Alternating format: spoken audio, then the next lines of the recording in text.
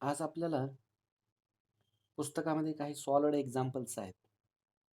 तर ती 2 एक्झाम्पल्स पहिल्यांदा शिकायचे आहेत.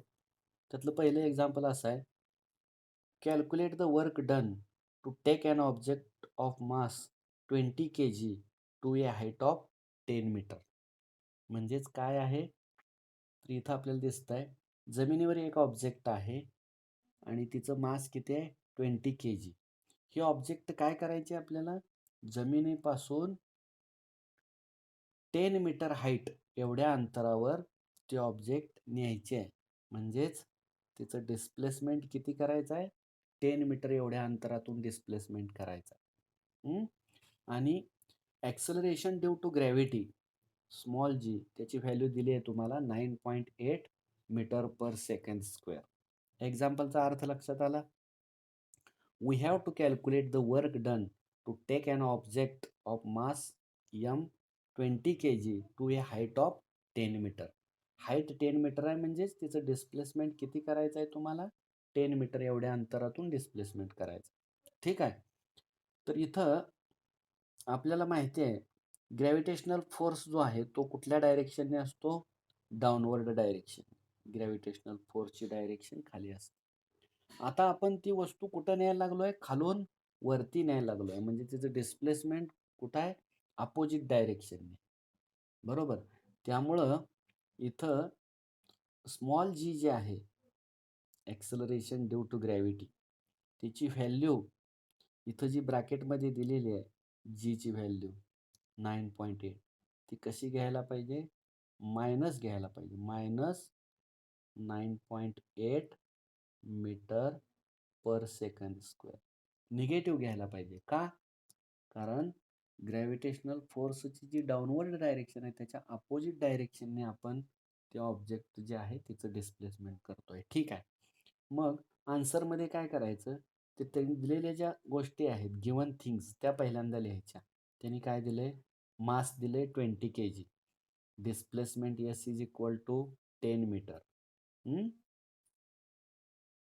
मास दिलंय, डिस्प्लेसमेंट दिलंय. Mass 20 kg, S is equal to 10 meter displacement, gravitational acceleration G is equal to 9.8 metre per second square. Formula माहिती आहे आपल्याला. 9वी मध्ये आपण एक फॉर्म्युला शिकलो होतो. 9वी मध्ये force is equal to mass multiply acceleration. म्हणजेच तो फॉर्म्युला आता रिवाइज करायचा, त्याच्यामध्ये थोडासा चेंज करायचा. मास मल्टिप्लाय हे जे ए आहे ॲक्सेलरेशन त्याच्याऐवजी ग्रॅव्हिटेशनल ॲक्सेलरेशन वापरायचं. म्हणजे एफ इज इक्वल टू काय झालं? M G. म्हणजेच म्हणजेच तो फॉर्म्युला झाला F is equal to M G. आणि तो फॉर्म्युला इथं लिहिला F is equal to M G. आणि यामध्ये व्हॅल्यूज ठेवायच्या.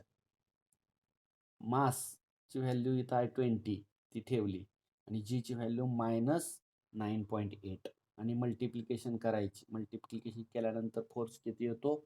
-196 न्यूटन. फोर्सचं युनिट आहे न्यूटन. तर हे आन्सर निगेटिव्ह का आलं?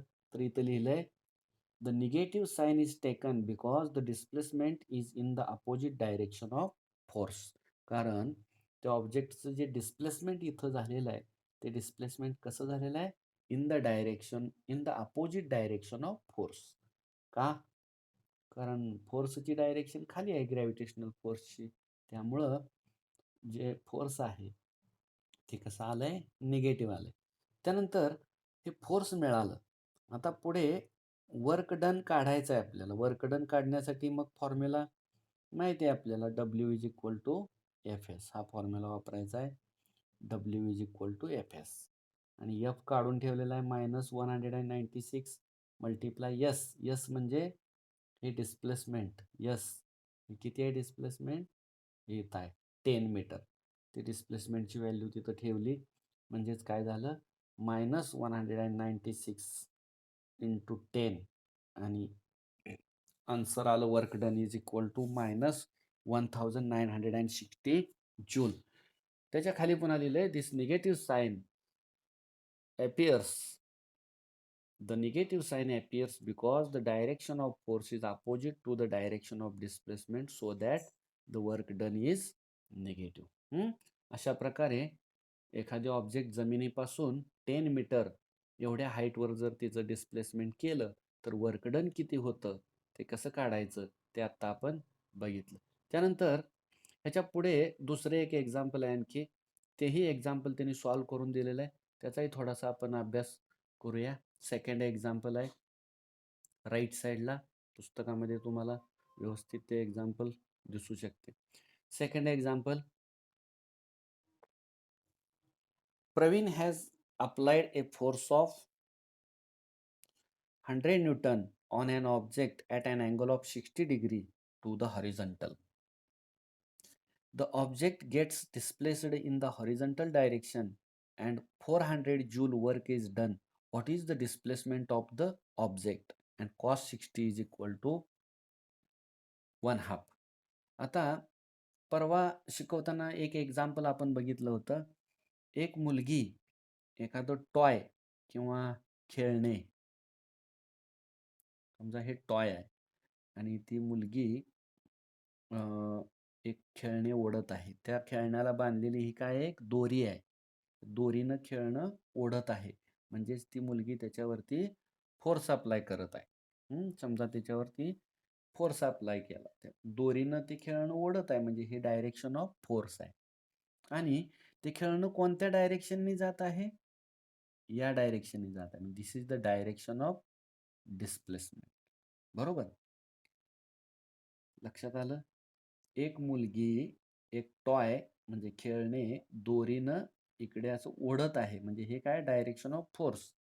आणि ओढल्यामुळं डायरेक्शन ऑफ डिस्प्लेसमेंट काय? ही डायरेक्शन ऑफ डिस्प्लेसमेंट जमिनीवरून ते पुढे जाईल. तर इथं मी सांगितल्याप्रमाणे परवा तुम्हाला या दोघांमध्ये एक अँगल आहे आणि हा अँगल किती आहे? थीटा अँगल आहे. इथून एक परपेंडिक्युलर तुम्ही असा काढला की हा काय झाला? राईट अँगल्ड ट्रायंगल झाला आणि हा अँगल थीटा आहे.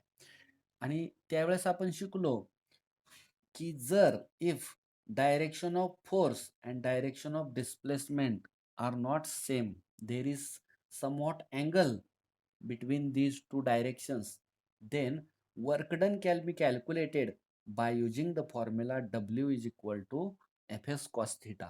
तेव्हा वर्क डन कसं काढायचं? W is equal to Fs cos theta हा फॉर्म्युला वापरून हे वर्क डन काढायचं, हे आपण शिकलो होतो. तर इथं ह्या एक्झाम्पल मध्ये फोर्स किती अप्लाय केलाय? फोर्स किती आहे? 100 न्यूटन. ओके. वर्क किती आहे? तर मी खाली लिहितो इथं.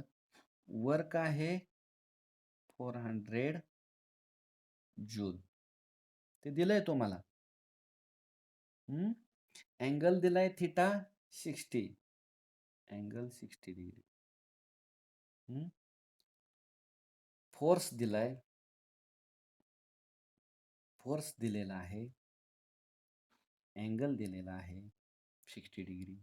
वर्क डन दिलंय आणि तुम्हाला काय काढायला सांगितलंय? डिस्प्लेसमेंट यस काढा असं सांगितलं. मग फॉर्म्युला तो वापरला. W is equal to Fs cos theta. का?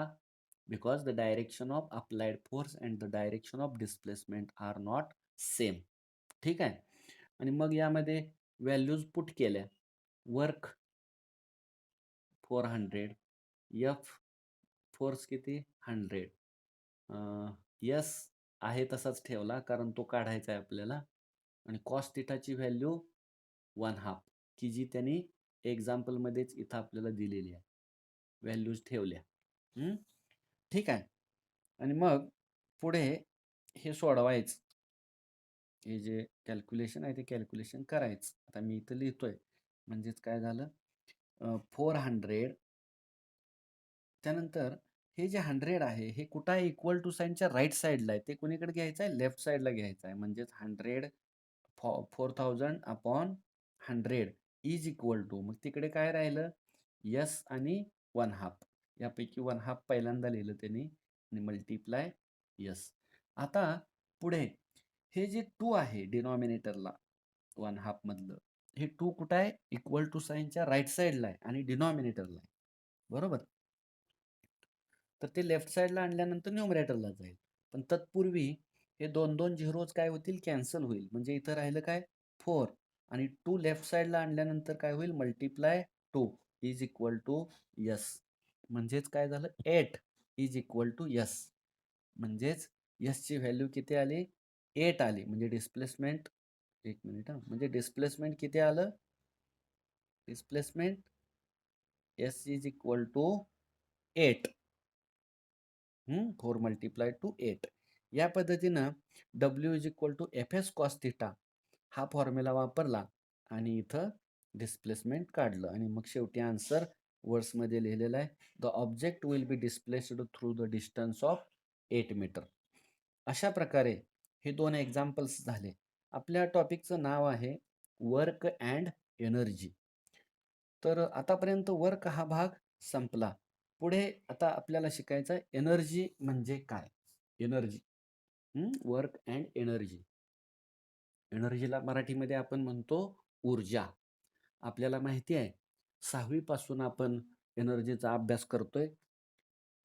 एनर्जी म्हणजे काय? एखाद्या ऑब्जेक्टमध्ये वर्क करण्याची जी कॅपॅसिटी असते, कार्य करण्याची जी कॅपॅसिटी असते, त्या कॅपॅसिटीला आपण काय म्हणतो? एनर्जी. आणि हे पण आपण शिकलो, there are different forms of energy. ऊर्जेची विविध रूपे आहेत. विविध रूपांमध्ये आपल्याला आपल्या सभोवती ऊर्जा आढळून येते. आता ही ऊर्जेची जी विविध रूप आहेत ती कोणकोणती? Light, sound, chemical energy, nuclear energy, solar energy. These are the different forms of energy. ठीक आहे.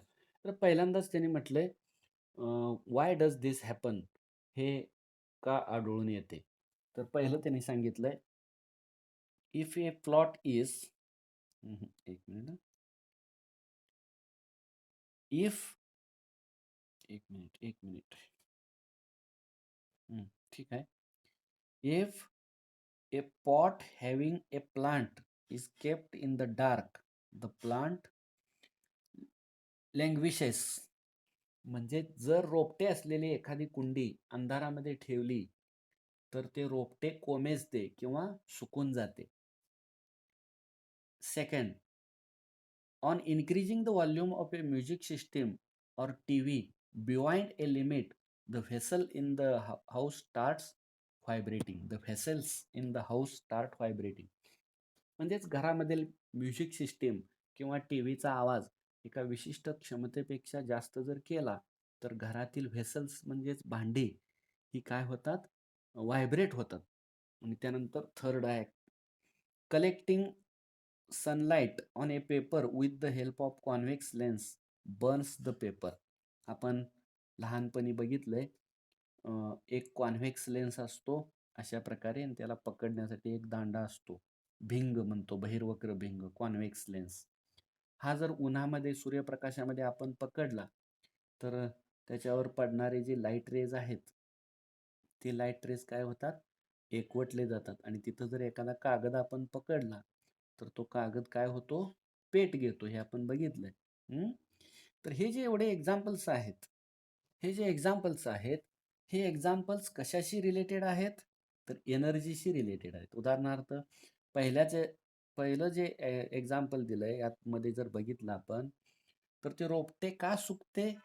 कारण त्याला एनर्जी मिळत नाही. म्हणजेच आपल्याला माहिती आहे plants prepare their own food in the leaves during the process of photosynthesis with the help of sunlight. सनलाईटमध्ये प्लांट्स काय करतात?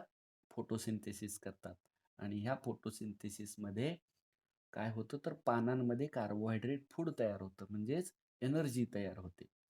सेकंड आहे म्युझिक सिस्टीमचा जर आवाज वाढवला तर घरातली जी भांडी आहेत ती काय होतात? व्हायब्रेट होतात. कारण म्युझिक सिस्टीमचा जो साऊंड आहे त्या साऊंडमधून काय बाहेर पडत असते? एनर्जी बाहेर पडत असते. Sound is a form of energy. And third, collecting sunlight on A paper with the help of A convex lens Burns the paper. म्हणजे सूर्यप्रकाशामध्ये जी सोलार एनर्जी असते ती सोलार एनर्जी त्या सन रेजमध्ये असते आणि तो कॉन्व्हेक्स लेन्स काय करतो? लाईट रेज कॉन्व्हर्ज करतो, एकत्र करतो. त्यामुळं त्या एनर्जी चं कन्व्हर्शन हीट एनर्जीमध्ये होतं. त्यातली हीट काय होते? एकत्र केली जाते. लाईट रेज एकत्र आल्यामुळं एकाच बिंदूजवळ मोठ्या प्रमाणावर हीट कॉन्सन्ट्रेट होते किंवा एकत्रित केली जाते आणि त्यामुळे तिथलं टेम्परेचर वाढून तो कागद पेट घेतो. तर या तीनही एक्झाम्पल्समध्ये आपल्या लक्षात येतं की तीनही एक्झाम्पल्स कशाशी रिलेटेड आहेत? हीटशी एनर्जीशी रिलेटेड आहेत. एनर्जी. आणि खाली एक डेफिनेशन दिलेली आहे एनर्जीची. The capacity of a body to perform work is called as energy. एखाद्या वस्तूची कार्य करण्याची क्षमता म्हणजेच कॅपॅसिटी म्हणजेच काय? एनर्जी. मागं आपण वर्कची डेफिनेशन शिकलो होतो. Any physical or mental activity is referred as work. कोणतेही मानसिक आणि शारीरिक कृतीलाच कार्य असे म्हणतात. तसं ही एनर्जीची डेफिनेशन आहे. एखाद्या वस्तूची कार्य करण्याची क्षमता म्हणजेच एनर्जी. एखादी वस्तू वर्क केव्हा करू शकते? तर जेव्हा त्या वस्तूमध्ये वर्क करण्याची क्षमता असते. म्हणजेच त्या वस्तूमध्ये जर एनर्जी असेल, तरच ती वस्तू काहीतरी वर्क करू शकते. पुढे, the units of work and energy are same. आपण काल शिकलो, the SI unit and CGS units of work are joule and erg. वर्कचे SI युनिट आणि CGS युनिट काय आहेत? वर्क आणि जूल. एनर्जीचे सुद्धा युनिट्स तेच आहेत, सेम आहेत. SI युनिट जूल आणि CGS युनिट अर्ग. लिहिलंय पुढे, the unit in SI system is joule while that in CGS system is अर्ग. SI सिस्टीममध्ये एनर्जीचं युनिट जूल आणि CGS सिस्टीममध्ये अर्ग. You have learned that energy exists in various forms. Energy वेगवेगळ्या फॉर्ममध्ये असते. Mechanical energy, heat energy, light energy, sound energy, electromagnetic energy, chemical energy, nuclear energy आणि solar energy. सूर्यप्रकाशामध्ये कोणती एनर्जी असते? सोलार एनर्जी असते. ॲटममधील न्यूक्लियस आणि इलेक्ट्रॉन्स यांच्यामध्ये force of attraction असतं आणि त्या ॲटममध्ये जी एनर्जी असते न्यूक्लियसमध्ये ती न्यूक्लिअर एनर्जी. केमिकल एनर्जी, कोणत्याही केमिकलमध्ये असणारी एनर्जी, त्याला आपण म्हणतो केमिकल एनर्जी. म्हणजेच उदाहरणार्थ दिवाळीमध्ये आपण फटाके फोडतो, त्या फटाक्यामध्ये केमिकल्स असतात, म्हणजेच ती काय झाली? Chemical energy. किंवा एखाद्या बॅटरीमध्ये, स्टोरेज सेलमध्ये म्हणजे ॲसिड असतं, ते ॲसिड म्हणजेच केमिकल एनर्जी आहे. म्हणजे बॅटरीमध्ये केमिकल एनर्जी आहे. आपण जे अन्न खातो त्या अन्नामध्ये देखील chemical energy. Electromagnetic energy. Electromagnetic म्हणजे ते आपल्याला भाग पुढे आहेच आहे. त्यानंतर साऊंड एनर्जी. साऊंडमध्ये एनर्जी असते, लाईटमध्ये एनर्जी आहे, हीटमध्ये एनर्जी आहे. Mechanical energy. मेकॅनिकल एनर्जी म्हणजे the energy applied by a machine or the energy present in a machine is known as mechanical. एखाद्या मशीनमध्ये जी एनर्जी असते तर त्या एनर्जीला काय म्हणायचं आहे? Mechanical energy. These are the different forms of energy. But in this standard, या इयत्तेमध्ये, in this chapter we are going to study two forms of energy, two forms of mechanical energy, potential energy and kinetic energy. तर यावर्षी 9वीमध्ये असताना या टॉपिकमध्ये आपल्याला mechanical एनर्जीचे जे 2 types आहेत, forms आहेत, पोटेन्शियल एनर्जी आणि कायनेटिक एनर्जी, त्या 2 एनर्जीचा अभ्यास करायचा आहे. तर सुरुवातीलाच त्यांनी हे असे का घडून येते असा एक प्रश्न विचारलाय.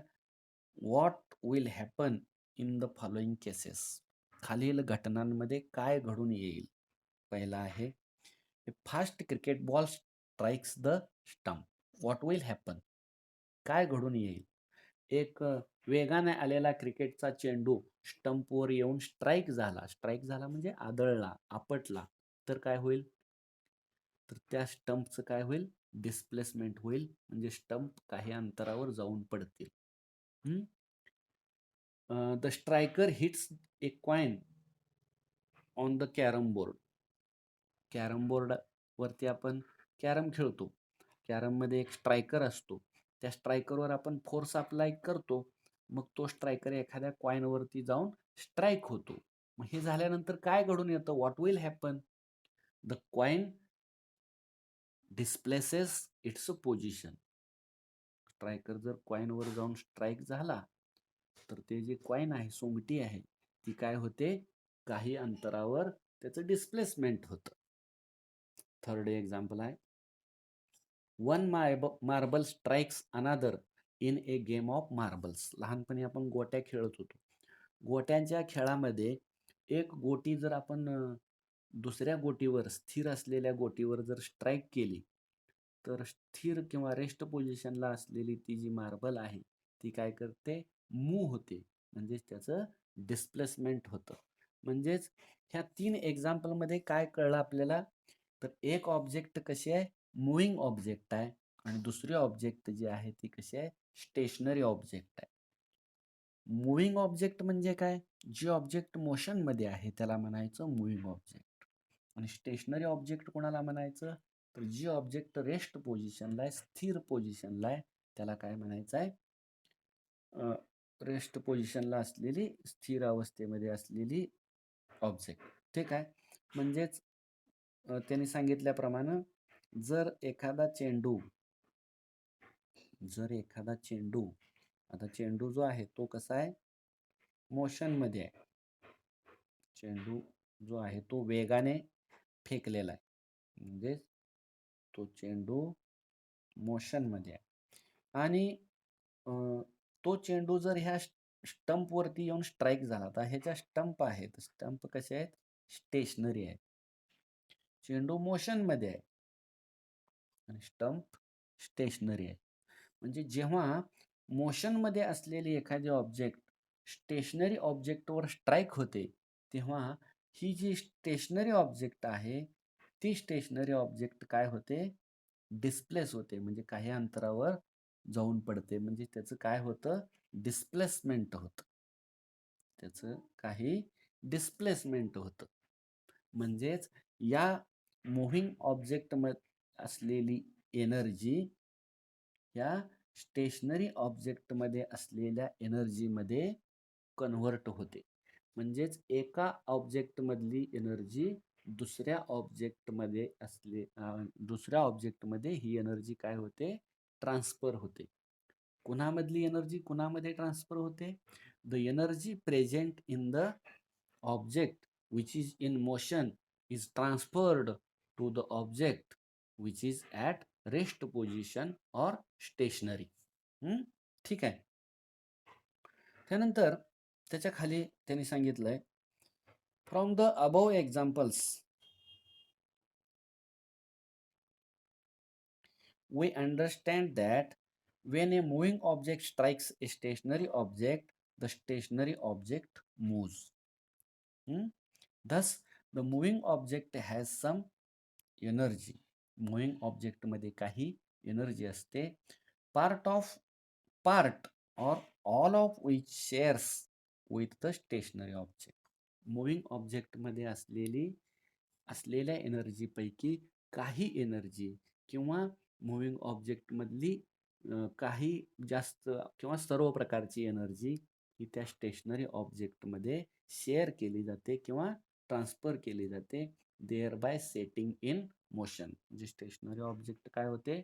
Stationery object sets into the motion. The energy which an object has because of its motion is called as kinetic energy. ही आहे कायनेटिक एनर्जीची डेफिनेशन. ही डेफिनेशन महत्वाची आहे.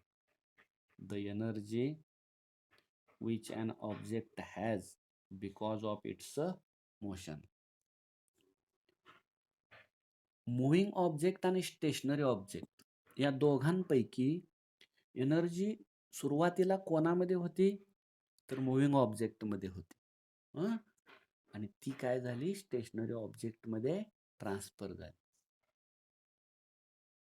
तर एखाद्या ऑब्जेक्ट मोशनमध्ये असल्यामुळे तिच्यामध्ये जी एनर्जी असते तिला काय म्हणायचं आहे? Kinetic energy. एखादी वस्तू गतिमान असल्यामुळे तिच्यामध्ये जी एनर्जी सामावलेली असते तिला काय म्हणायचं आहे? Kinetic energy. आता उदाहरणार्थ तुम्ही क्रिकेट खेळत असताना चेंडू किंवा बॉल कॅच केला असेल. खूप दूर अंतरावरून टाकलेला चेंडू कॅच करताना हातावर जोराचा मार बसतो. परंतु जवळच्या अंतरावरून टाकलेला चेंडू कॅच करताना हाताला तितकासा मार बसत नाही. याचं कारण काय? तो दूर अंतरावरून फेकलेला जो चेंडू आहे त्याची जी मोशन आहे किंवा तिचा जो स्पीड आहे तो कसा आहे? जास्त आहे. बरोबर. त्यामुळे तिच्यामध्ये कायनेटिक एनर्जी जास्त आहे. आणि जवळच्या अंतरावरून फेकलेला जो चेंडू आहे तिची मोशन म्हणजेच गती म्हणजेच तिचा स्पीड कसा आहे? कमी आहे. म्हणजे तिच्यामध्ये कायनेटिक एनर्जी कमी आहे आणि त्यामुळं आपल्या हाताला कमी मार बसतो. कायनेटिक एनर्जी म्हणजे काय? एखादी बॉडी किंवा एखादी ऑब्जेक्ट मोशनमध्ये असल्यामुळे तिच्यामध्ये जी एनर्जी सामावलेली असते तिला म्हणायचं आहे कायनेटिक एनर्जी. कायनेटिक एनर्जी कुणामध्ये असते? तुम्हाला एक्झाम्पल्स लिहा म्हणून सांगितलं तर तुम्ही लिहायचं a moving car, a moving bicycle, a ball in motion. तर हे जे जे मोशनमध्ये आहे अशा ज्या ऑब्जेक्ट्स आहेत ते त्यांच्यामधली